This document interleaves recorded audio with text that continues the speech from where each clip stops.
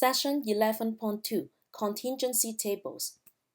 Session 11.1 we are working on the goodness of fit test, and this is only consists one variables. We're finding the observed frequency and expected frequency.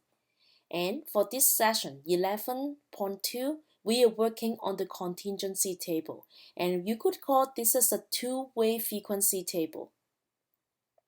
And this table consists of two different variables. Look at this contingency table. We call this as a two-way frequency table because one variable is talking about the smoking habit. We have a smoker or non-smoker.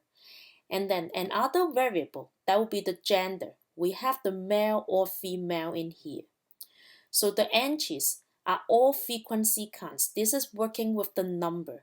So when we look at this contingency table, we can tell we do have a 14 males as smoker, and we have 11 female as smoker, or we can have a 17 males a non-smoker.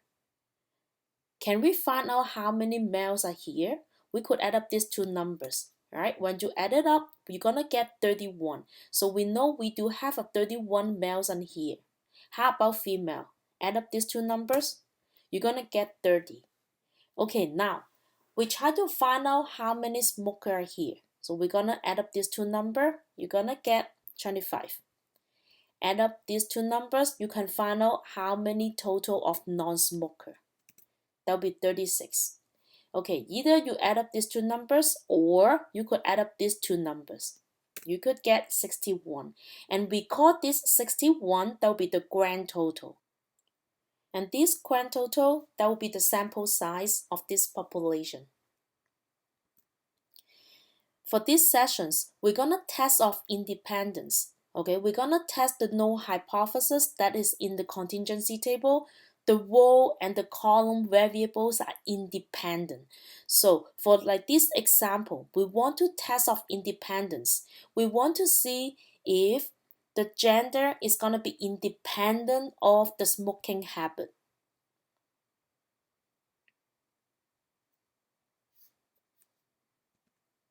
Okay, look at the notation. The O represents the observed frequency in a cell of the contingency table. So the O is talking about like the 14, 11, 17, and 19.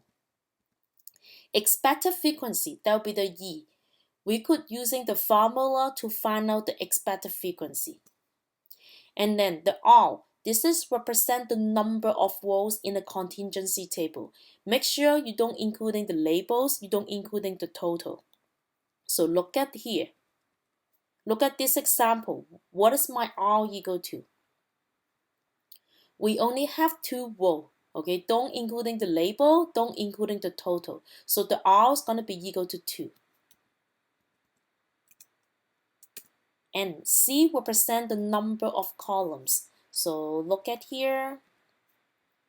How many columns do we have? We have 1, 2. Again, don't including the labels, don't including the total. So this is going to be the 2 by 2. R equal to 2, C equal to 2.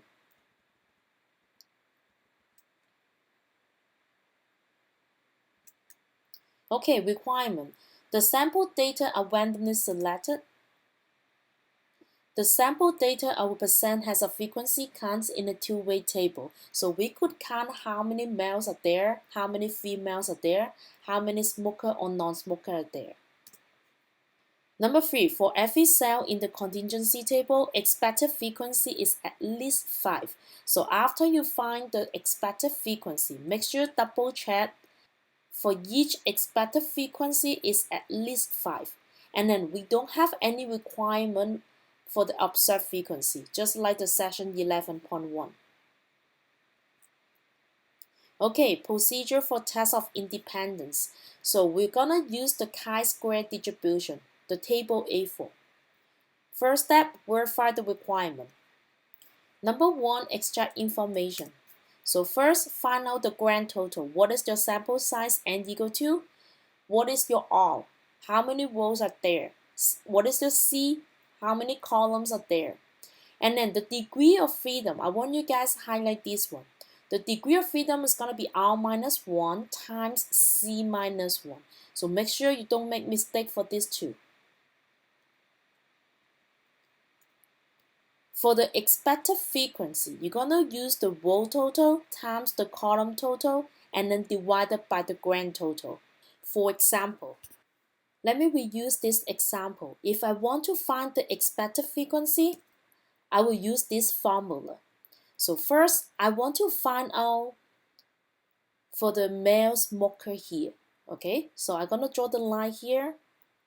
For the row total, that will be 25. Column total, that will be 31. So my first expected frequency, I use the E11. E11 means the first row, first column. Okay, will be this guy, first row, first column. That will be equal to the row total, 25, times the column total, 31, divided by the grand total, 61. So you're going to get 12.7. And then now I'm going to do the second one. I'm going to take care of the non-smoker male here. So draw the line again. I will have a 36 times 31 divided by 61. And this is going to be E21. Second row, first column. Okay, second row, first column. Okay, you're going to do the same thing for U12, first row, second column. So that'll be 25 times 30 divided by 61.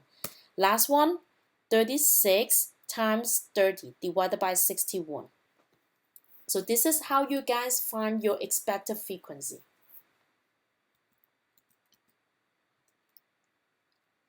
And then original claim has either null hypothesis or alternate hypothesis.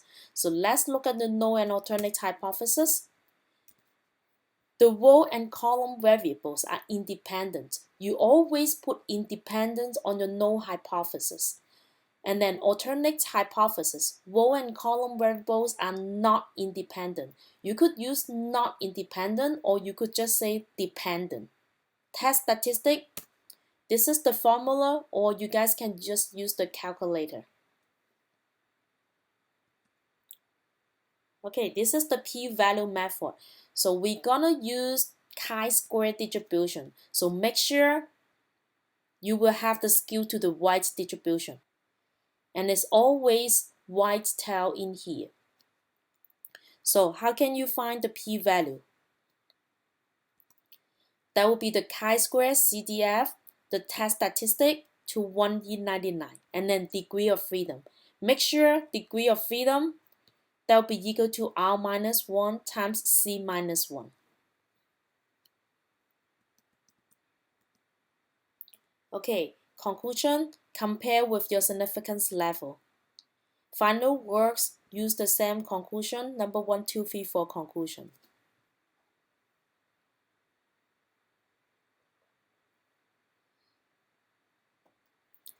And this is how you guys check your work, finding the test statistic and also your p-value. Okay, look at this example. The marketing consultant for a travel agency wants to determine whether travel concerns are related to travel purpose. The contingency table shows the result of random sample of 300 travelers, classified by their primary travel concern and the travel purpose. Significance level 0.01.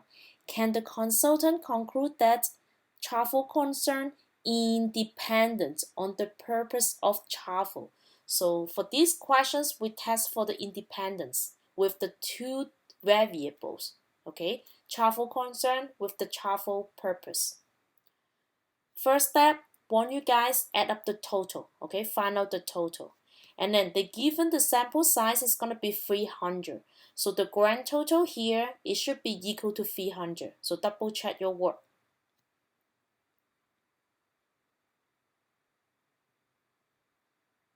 Okay, check your work.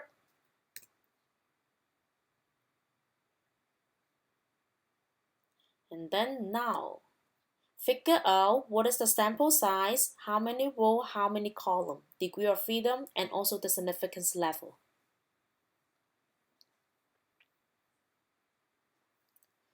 So my n here, the sample size, that will be equal to the grand total, that will be 300. How many row here? We have first row, second row, so R equal to 2. Column, 1, 2, 3, 4. Okay, so this is a 2 by 4 matrix. Check your work. Degree of freedom, you should get 3 times 1 equal to 3 here. Significance level, that's a 0.01. Okay, now let's calculate the expected frequency. For the first one, E11, first row, first column, we have 180 times 74 divided by the grand total, 300. Second one, E12, first row, second column. So 180 times 162 divided by 300. Okay, try to do it by yourself, and you have a 2 by 4 matrix. So you should have 8 expected frequency.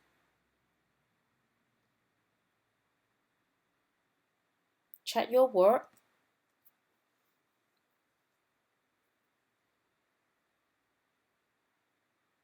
Okay, now state the null and alternate hypothesis. So for the last sentence here, this is gonna be your claim statement. Can the consultant conclude that the travel concern independent on the purpose of travel? Okay, so this is gonna be my null hypothesis. Alternate hypothesis, that will be the travel concerns dependent on the purpose of travel. Make sure you always have the independent on the null hypothesis. Alternate hypothesis, that will be the dependent. Original claim, that will be independent, right? So that will be go to the null hypothesis. On the homework and exam, please give me complete sentence. Don't put ... independent ... okay? I need complete sentence for the original claim, null and alternate hypothesis.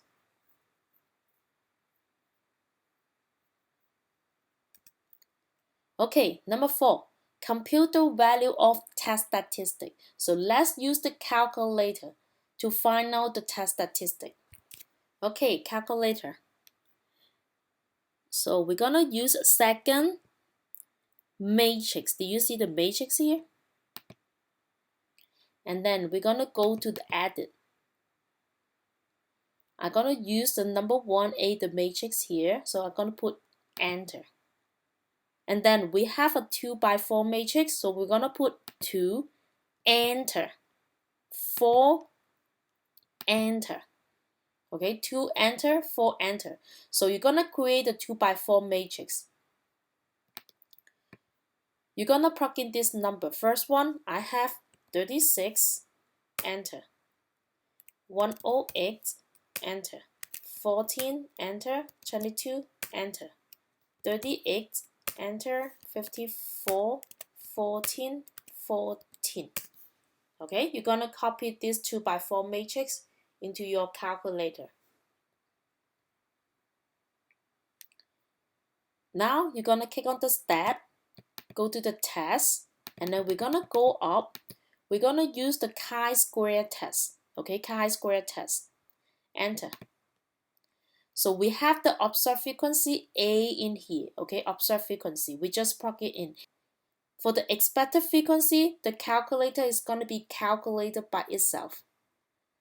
We go to calculate. Enter. So you're gonna see the test statistic 8.158, and this is the p-value 0.0428, and also the degree of freedom equal to 3. So here you're gonna write down the test statistic 8.158. You also can check your expected frequency from your calculator. So you're gonna go to second matrix. The A here, this is the observed frequency, we just plug it in, right? So you could go to the B, this is our expected frequency. Go to edit, choose the B here, enter. So you're gonna check 44.4, 97.2, 16.8, 21.6, 29.6, 64.8. So double check your work in here. Now, if I go back to my matrix, second matrix, my matrix still here. Some students ask me how to delete this matrix. You could do second mode, you're gonna quit first. You're gonna do second parts. You're gonna see the memory, MEM in here. Go to the number 2, memory management, enter. You're gonna choose the number 5 matrix. You're gonna see I have a matrix A and matrix B in here, right? So I'm gonna click on delete, delete. So it's gonna be nothing in here. Okay, go back, second mode to quit. Now, second matrix, there's nothing in here already. Okay, actually you don't have to know how to delete it. For example, if I have the matrix like 5 times by 2 here, okay, I just make up the matrix.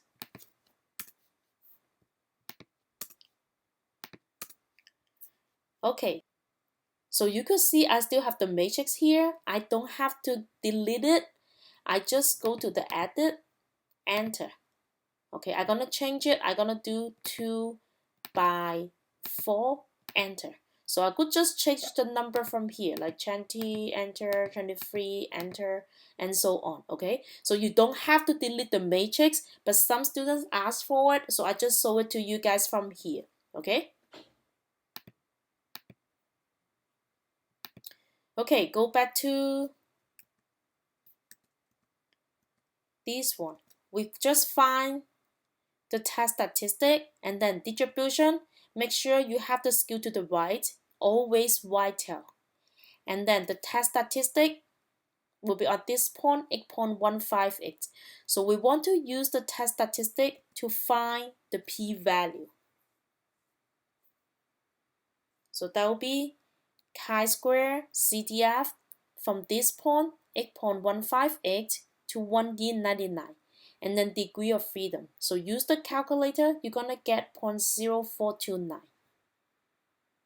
And then use the p-value to compare with your significance level. So that'll be greater than, right? So that'll be fail to reject. Conclusion, original claim, go to the null hypothesis. So either number 1 or number 2. And you have failed to reject. So that'll be the number 2 conclusion. That's not sufficient evidence to warrant rejection of the claim. Okay, example 2. I want you guys try to do it by yourself. Find out the total, find out the number 1, the n, the sample size, the r, the z, degree of freedom, and also the expected frequency.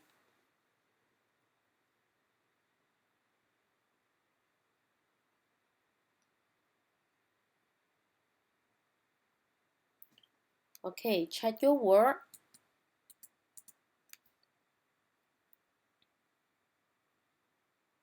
And then your n should be equal to 1663. How many rows? We have 2 by 2. Okay, 2 by 2. So degree of freedom is going to be equal to 1. Find the expected frequency.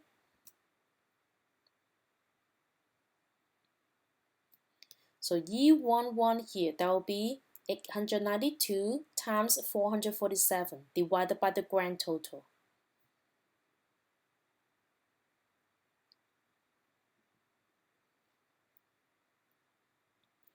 Okay, that will be the null and alternate hypothesis. Again, the null hypothesis is always independent. Alternate hypothesis is going to be not independent.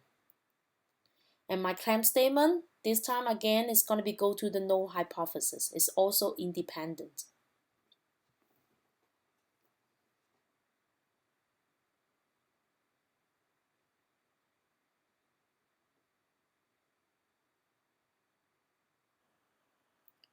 Okay, then distribution. This time we're going to use the critical value, okay, critical value method. So we have a skew to the right, whitetail. The area of the whitetail, that will be equal to your significance level. That will be 0.05. Now, Let's use the table A4 to find the critical value. We have a degree of freedom equal to 1. Okay, look at the table A4, the chi-square distribution. Okay, so we have a degree of freedom equal to 1, and then the area of the white tail is going to be 0.05, right? So that will be 3.841 here. Okay, degree of freedom is equal to 1, area of the white tail 0.05, so 3.841. So that will be the critical value. Write down the critical values here. Now we're going to find out the test statistic.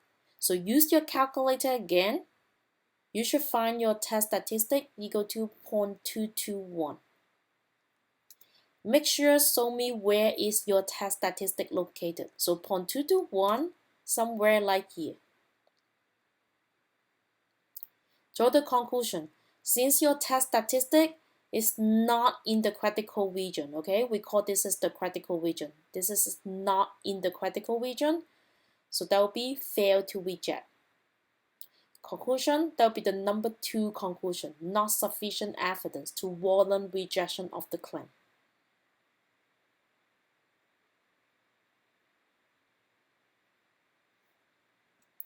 That's it for the session 11.2.